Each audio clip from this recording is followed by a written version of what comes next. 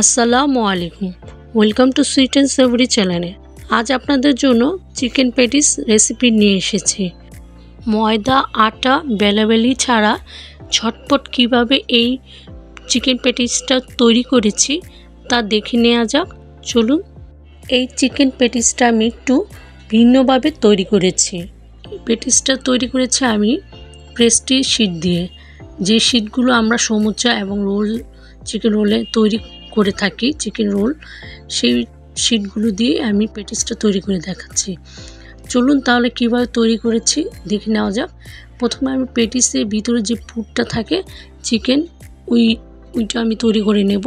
এখানে আমি তেল দিয়ে দিয়েছি, তারপর পেঁয়াজ কুচি দিয়ে দিয়েছি।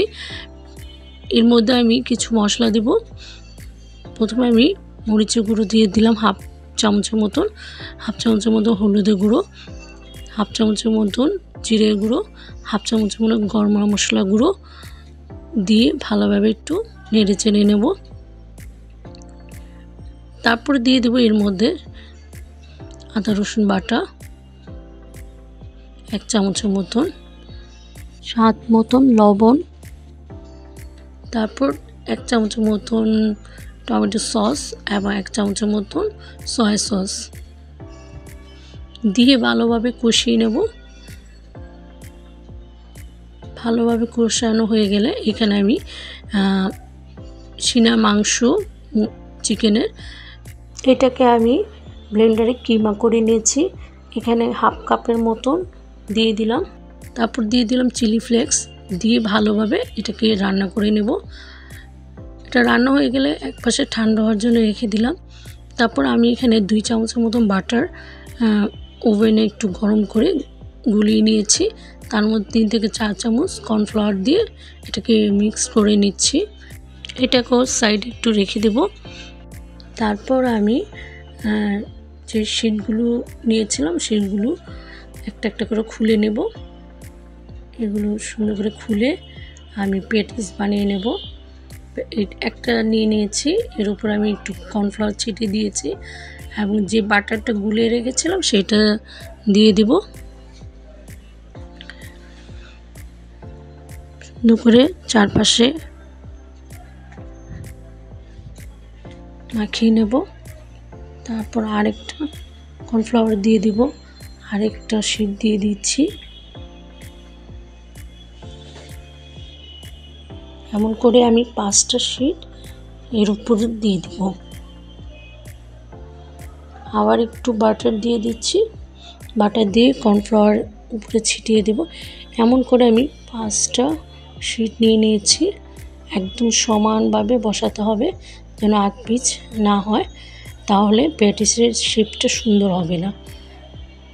আরেকটা দিয়ে দিচ্ছি। এভাবে করে আপনি 5টা বা 6টা নিতে পারেন, একটু সমান যেন হয়, যেন আগ পিচ না হয়। আবার এর উপর আমি বাটার দিয়ে দিচ্ছি।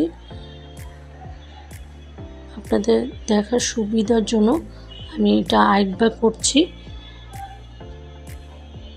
এরকম কর্নফ্লাওয়ার দিয়ে দিবেন।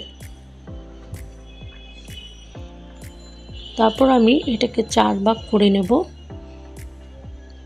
প্যাটিস তৈরি করার জন্য। আপনারা এর থেকে ছোটও করতে পারেন, আমি 4টা করে করেছি।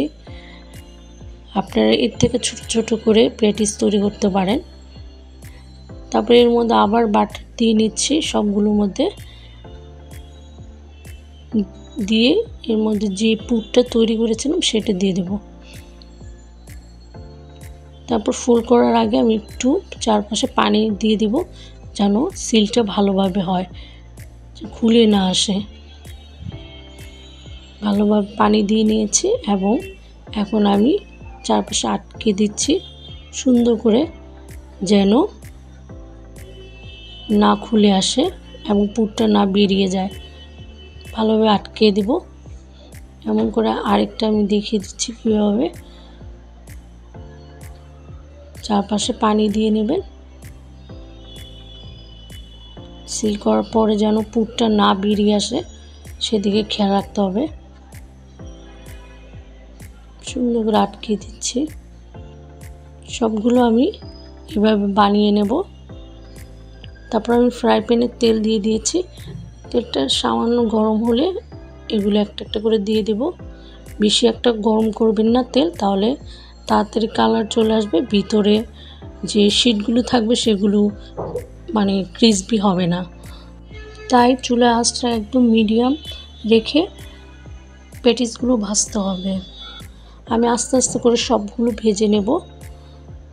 আমার দুটো প্যাটিস হয়ে গেছে। প্যাটিস দুইটাকে আমি তুলে নিচ্ছি। তারপর বাকি দুটো প্যাটিস ভালোভাবে ভেজে তুলে নেব। সুন্দর করে তুলে নেব তেল ছাড়িয়ে। তারপর আর দুটো আছে, ওই দুটোকে আমি ভেজে নেব। এভাবে করে আমি সবগুলো ভেজে নিয়েছি। সবগুলো ভাজা হয়ে গেছে আমার। দেখেন কতটা সুন্দর হয়েছে আমার প্যাটিসগুলো, আর খেতে তো অসম্ভব মজা হয়েছে। অবশ্যই আপনারা আমার ভিডিওটা সাবস্ক্রাইব করে দেবেন ইউটিউব থেকে, আর ফেসবুক থেকে অবশ্যই লাইক, শেয়ার, কমেন্টস, ফলো দিয়ে রাখবেন। আর অবশ্যই এটা বানিয়ে খাবেন। মেহমানদেরকে বসিয়ে এই রেসিপিটা তৈরি করে ফেলতে পারবেন। এতটা সহজ এবং ছটপট করে তৈরি করা যায়। আর বাসায় অবশ্যই বানিয়ে খাবেন। যখন খেতে ইচ্ছে করবে এভাবে প্যাটিস বানিয়ে আপনারা বাসায় খেতে পারবেন। আমি একটা ভেঙে দেখাচ্ছি কেমন হয়েছে ভিতরটা।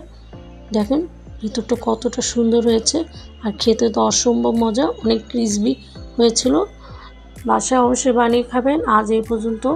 সবাই ভালো থাকেন, সুস্থ থাকেন। আল্লাহ হাফেজ।